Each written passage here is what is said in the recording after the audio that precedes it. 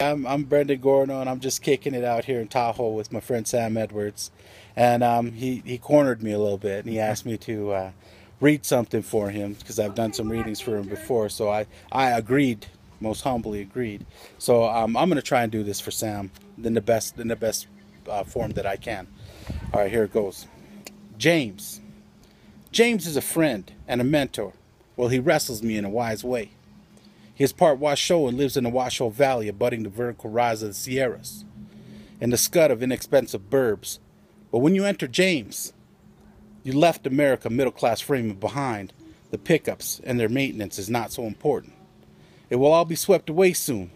Tidiness is definitely not the virtue of the big gringo, as it is for those moving up the fast food chain. You are now on res time. And it will all be swept away soon. There is a required pack of dogs in the backyard, and no matter. Baggy trousers are now in favor. And shamans, and even dancers, along with bouncers and knife fighters, arrive in sweats. But there's no arrival without a present. Soon there's a relationship of giving. I learned that there and the pre-eternity promise of the dance in the sunset, and that can be created out of the sweat and intent to create a future of dream time. James says, I'm never leaving here, right here in this sage, across from the elders there.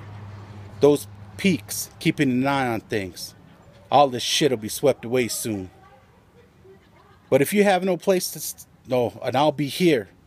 I'm just hurrying things along. But if you have no place to stay, you can stay here as long as you want. So I'll ask my friend Harry for the words, says I. I don't know much Spanish, says James. So you'll have to get it.